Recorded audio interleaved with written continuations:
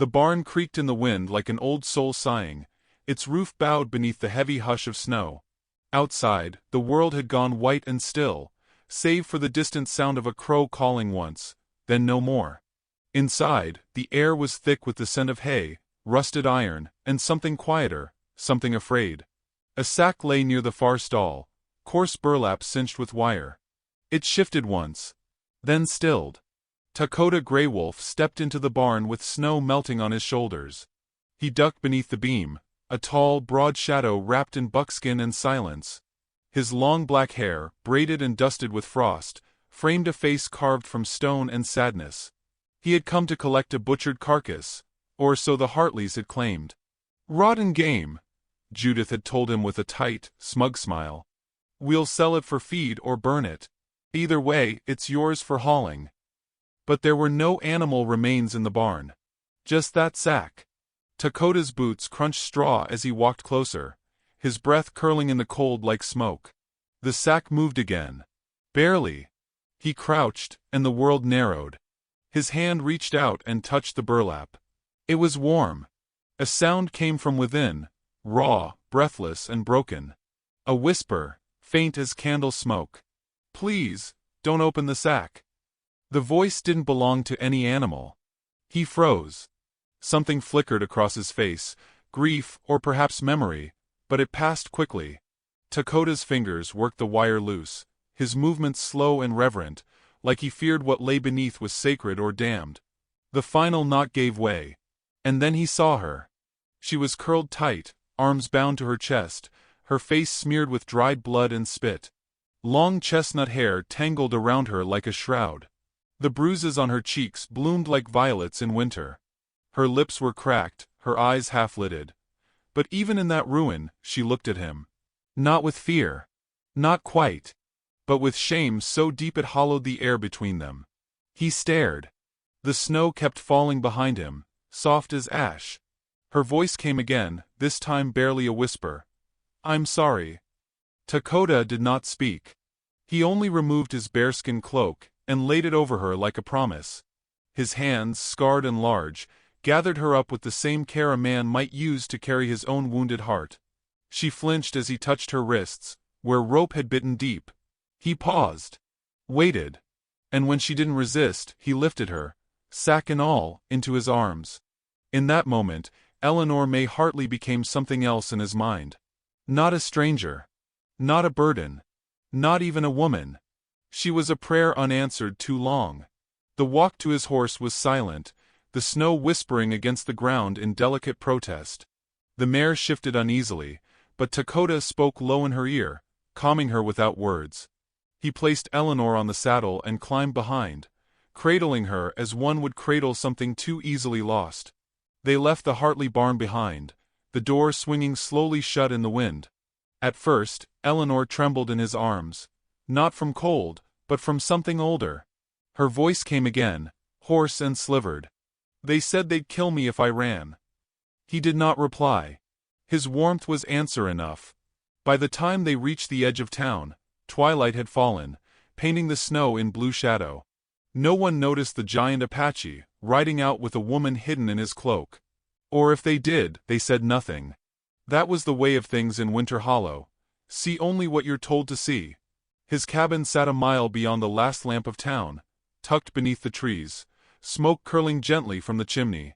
He opened the door with one arm while holding her with the other, as if he'd done it 100 times in dreams. The inside was simple. A fire burning low, a pot of stew on the hearth, a cot covered in stitched hides. He placed her down gently and lit a lantern.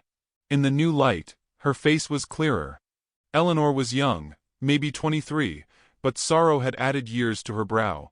A white woman, round-hipped and once full-faced, now looked carved down by winter and cruelty. Yet the curve of her cheek still held defiance, as if part of her hadn't yet learned how to die. She tried to sit up but winced. Her lips parted. Why did you open it?" He met her eyes for the first time and said simply, "Because no one should be left in the dark." His voice was low and even, like a river moving under ice. She looked away. "They said I was filth." He poured warm water into a basin and knelt beside her. You are not filth. She laughed once. It hurt. You don't know what I've done. I don't care. Her eyes filled, but no tears fell. Her pride held them at the rim. He cleaned her wrists in silence, pausing only when she hissed in pain. Then he took the rope, still tangled in her dress, and sliced it free with a small bone-handled knife. Each cut was precise, deliberate, and clean. She watched him. You're Apache? He nodded. They'll kill you for helping me. Another nod. She didn't speak again. The wind moaned softly against the walls. Later, after she'd eaten a spoonful of stew, she lay on the cot beneath a wool blanket. Her fingers clutched the edge like it was the last thread tying her to the world. He sat across from her, sharpening a knife not because it needed it, but because the sound filled the silence in a way words could not. When she finally slept, it was shallow and twitching, like a wounded animal unsure if dreams were safer than waking. Dakota sat there through the night, watching the fire dim. In the morning, he stepped outside and saw no tracks near the barn but his own. Still, he knew the storm wasn't over. Not by miles. Behind him, Eleanor stirred and whispered his name. Not from memory, but from some instinct buried deep, as if even in sleep, she'd learned to speak to the one man who dared to see her. And for the first time in a long while, Dakota Greywolf did not feel alone. Not because he had rescued someone, but because something broken had looked back at him, and not turned away. He did not yet know what she would become in his life, but he would never forget how she looked when he opened the sack. Like a soul pulled from the snow. And maybe, just maybe, a second chance wrapped in sorrow. And the storm had only just begun. Snow tapped softly against the cabin window, like an uninvited truth. Inside, warmth pulsed gently, firelight licking the walls, casting shadows on bare timber. Eleanor stirred beneath the wool blanket, the first clear breath in her chest since the sack. Her eyes opened slowly, lids heavy, lashes crusted with dried tears and smoke. She blinked. He was there. Sitting by the hearth, legs crossed, back straight as a ridgepole, the Apache who had not asked her name nor her story. His black hair hung like river water down his back, his cheekbones sharp as crow wings in firelight. He was polishing a length of carved bone in silence, the way some men kneel in church, not for show, but for steadying the soul. Eleanor shifted, the cot creaking beneath her. A grimace bent her lips. The pain in her ribs spoke of boots. Someone's elbow. She remembered Judith's smirk as the sack was tied, the barn door shut, the cold coming in like punishment. He looked at her, but not with pity. And not once did he look away. Her voice was hoarse. Where am I? His words came low and certain. My home. Outside Winter Hollow. She sat up halfway, the blanket falling from her shoulders. Her dress was still torn, the neckline smeared with dirt and dried spittle. She clutched the edges closed instinctively. I didn't mean to stay the night. You did, he said. She searched his face for cruelty, or the unspoken expectation that usually came from a man after mercy. But it wasn't there. Just that stillness, as if he were listening to a story the world couldn't hear. I don't remember riding here. You were cold, he said, standing slowly. I had to keep you warm. That stopped her breath. Shame flushed across her face. Did you see? He didn't answer, not with words. Instead, he picked up a folded shawl from the wooden chair and handed it to her. Eleanor's fingers brushed his as she took it, and the contact burned. Not with heat, but with something quieter, more startling. Recognition. I was supposed to marry a cousin, she murmured as she wrapped the shawl around her. After my husband died. The Hartleys said it was proper. Said I needed someone to handle me. When I said no, they handled me instead. The corner of his mouth lifted, not a smile, but an understanding.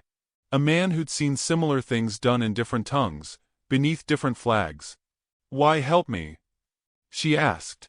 You don't even know me. Dakota stared into the fire. They said it was spoiled game. Eleanor closed her eyes. Even now, even after being treated as less than livestock, part of her wanted to defend them. To say it hadn't always been like that. That her late husband Samuel had once braided her hair beside the river, and whispered that she was the most beautiful thing this side of Wyoming. But the truth of that love had rotted long before his fever took him. His mother had called Eleanor soft-headed. His brother had slapped her once during supper. Samuel said nothing. When she opened her eyes again, Dakota was still there, still watching, but not intruding. Just witnessing. He poured a tin cup of warm water and handed it to her. She drank, wincing with each swallow. Her throat felt lined with ash. Then he placed a chipped bowl in her lap. Stew thick with potatoes, venison, and wild carrots. The first hot meal in days. She took one bite and tears stung her eyes. He said nothing, just sat again, knife in hand, carving a feather from a piece of wood. "You live here alone?" she asked. He nodded. "You have family?" Another nod. "Where?" He paused, then said softly, "Gone." She didn't ask how. She understood the word meant more than burial. Gone could mean burned. Could mean marched. Could mean taken and never returned. Eleanor chewed slowly. Her pride refused to let her weep again, not in front of him. But there was a stillness in her now. A worn-down place where trust had been scraped raw. And somehow, this man's silence sat inside that wound like balm. "Do you want me to leave?" He looked at her then. Not with desire. Not with ownership. Just that same unblinking gaze, like a hawk assessing sky. "No," he said. It wasn't an offer. It was a choice spoken aloud, something already settled in him. She looked down.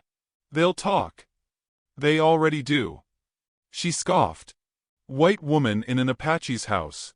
The whole town will set their clocks to that." He stood and added a log to the fire. The flames lifted higher, illuminating the rough cabin walls, the few possessions he owned: a fur-lined coat, a rifle above the door, a dream catcher made of woven grass. "They don't matter," he said. "But they can make your life hard." Dakota tilted his head. "It already was." She chuckled bitterly. "You don't talk much, do you?" He shook his head once. "Enough." The wind howled against the door, snow piling in drifts against the frame. She huddled closer to the fire. Despite the warmth, a cold knot stayed beneath her ribs. "Are you afraid of them?" she asked softly. "No," he replied. "Then what are you?" He turned toward her, his expression unreadable. "Tired." That word caught her off guard. She expected warrior. Apache. Savage.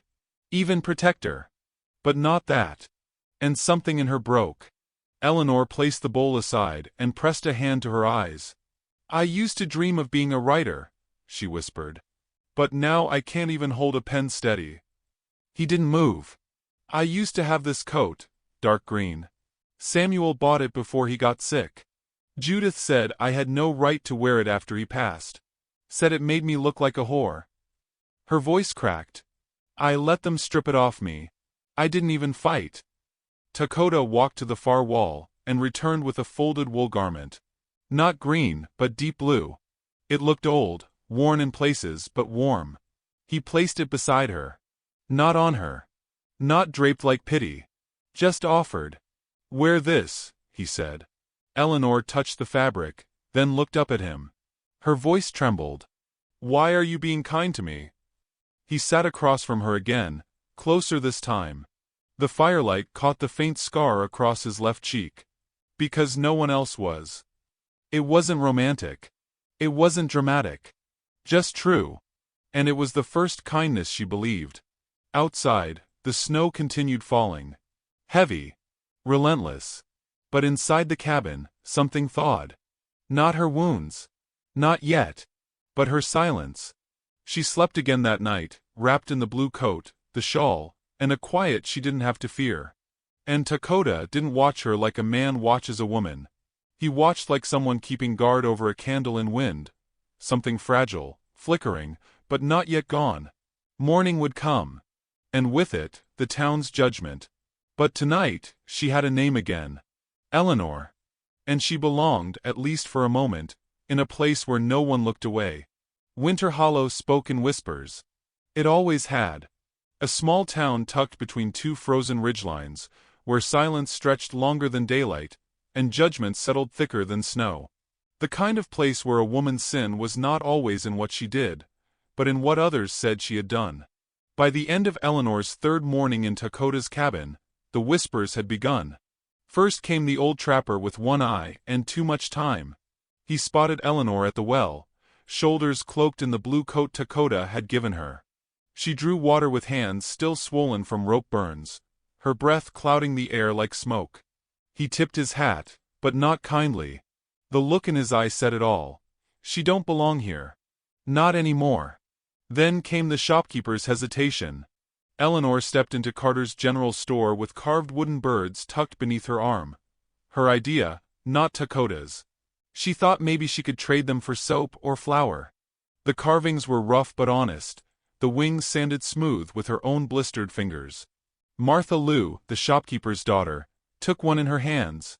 "It's pretty," she whispered. But her father only stared. "This ain't charity." "I'm not asking for it to be," Eleanor said quietly. "I'm trading." He glanced at the door. "Still living with that Apache?" Eleanor's throat tightened. "I'm recovering. He's giving me shelter." "That what they're calling it now?" His smirk burned hotter than any brand. She left without the soap. By the fourth morning, someone tossed an egg at Dakota's cabin door. Eleanor found it cracked and frozen in the snow. She didn't tell him. He likely knew already. That night, she sat by the fire, staring at the flames. Her fingers curled around a piece of soft pine she'd been trying to carve. The shape wasn't clear yet, just angles and dust, but she worked at it anyway. Carving made her feel still. Whole. Real. Dakota watched from across the room, sharpening a long hunting knife. The rhythmic scrape of stone against steel was steady, deliberate, like the heartbeat of the house. "I saw Martha again today," Eleanor said. "She smiled at me. Then her mother pulled her away." Dakota said nothing. She kept carving. After a while she whispered, "Do you ever wonder why people hate so easy?" His eyes lifted to hers. "It's easier than fear." She blinked. "Fear? They fear what doesn't bow." She stared at the half-shaped wood in her palm. "Then I must terrify them." Dakota didn't smile, but something softened in his expression. He rose, walked to the hearth, and pulled something from a high shelf. When he returned, he laid it on the table before her. A small bird, perfectly carved. Not smooth, not delicate, but real. Flaws still visible in the grain, the tail slightly crooked. She picked it up gently. "You made this?" He nodded once. "Why give it to me?" His voice was low. "So you remember what you are." She held the bird against her chest, and felt something inside her shift. Not joy. Not yet. But breath. Days passed, and Eleanor began to walk farther from the cabin. Not often. Not boldly. But enough. She walked down to the creek to wash her hair. She stepped into town once more alone, and stood at the post office without flinching when someone spat near her feet. She even spoke aloud at church, once, to read a line from the Psalms. The room had gone silent, but she read it anyway, her voice trembling but unbroken.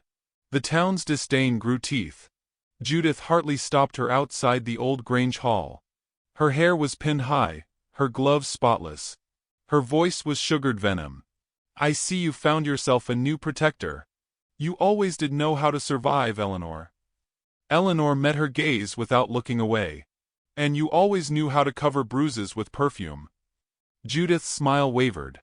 "You should be careful. That kind of man won't protect your virtue. What little you have left."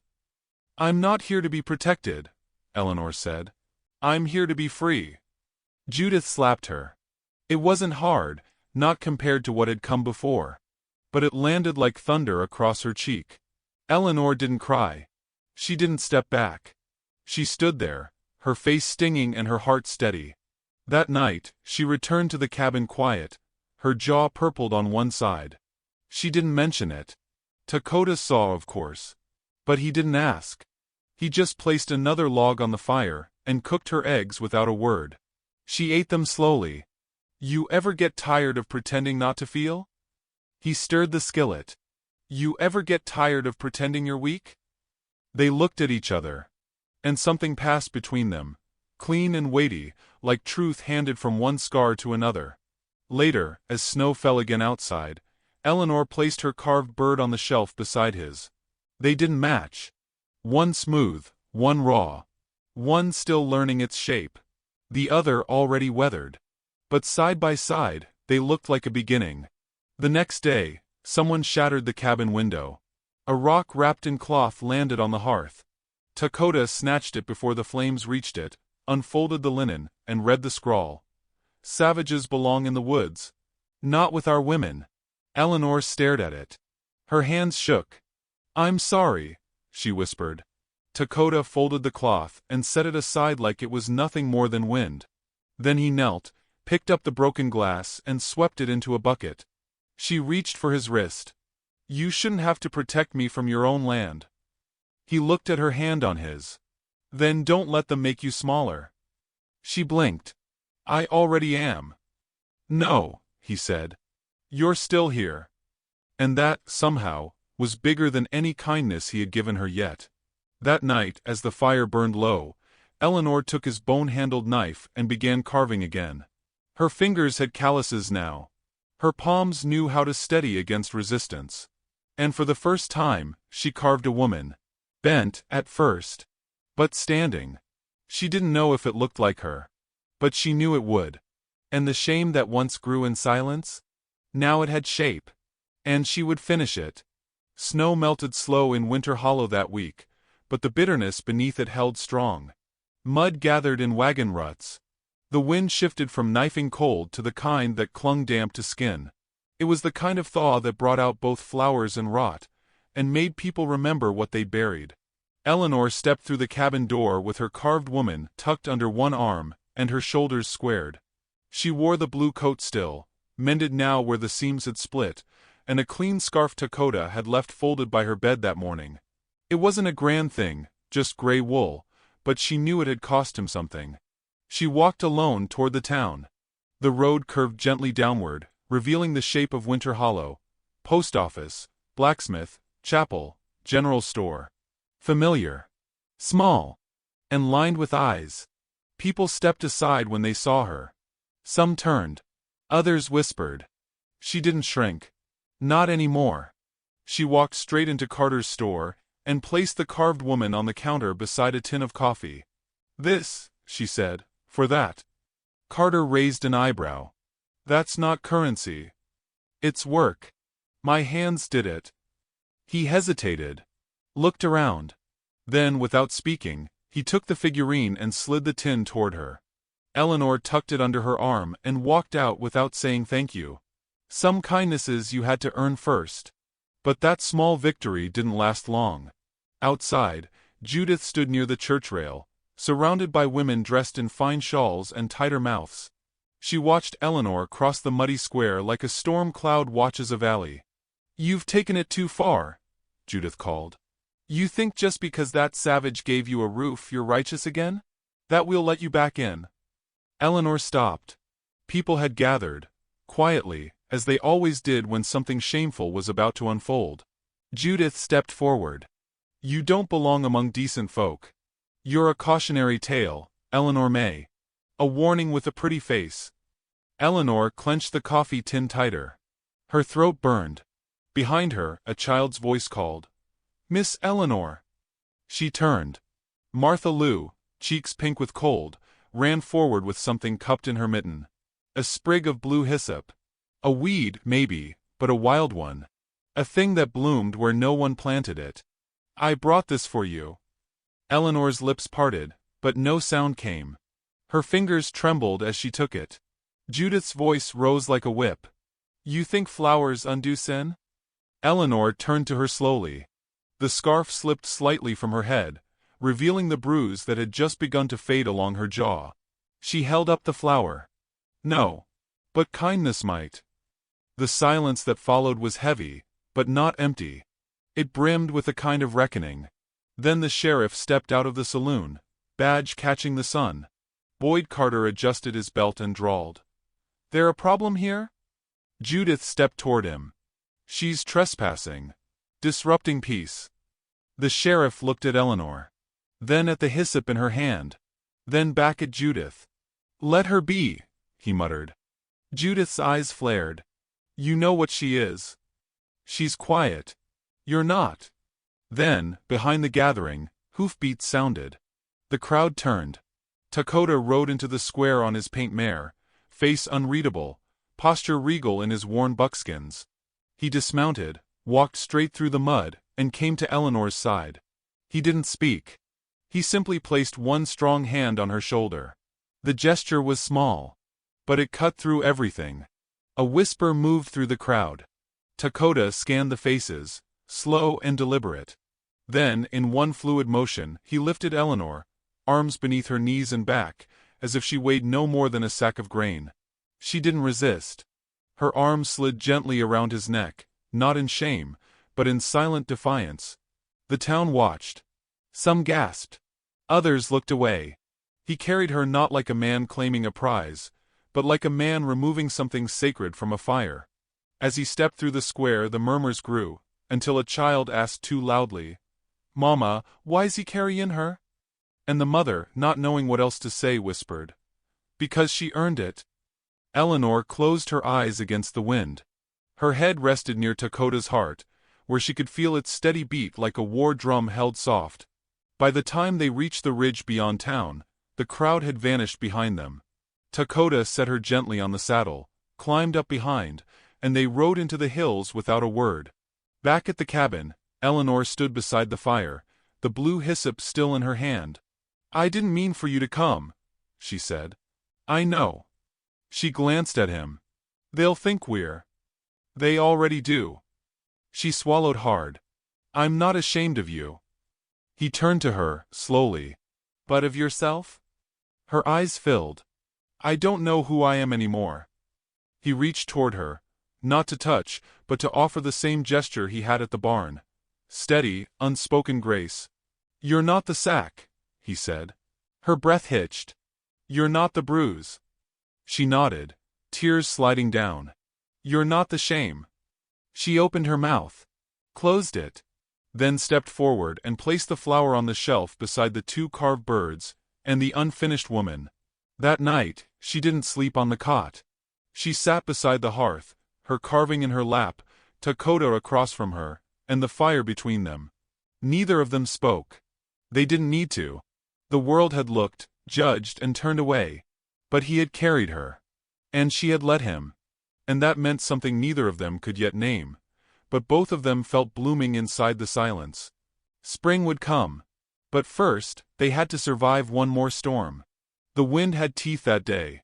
It bit across Winter Hollow with the bitterness of old grudges and long-held lies, scattering grit through alleyways, and tugging at loose shutters like a whisper begging to be heard. Smoke clung to rooftops. A storm loomed on the horizon, not weather, but something older, rising in the bones of the town.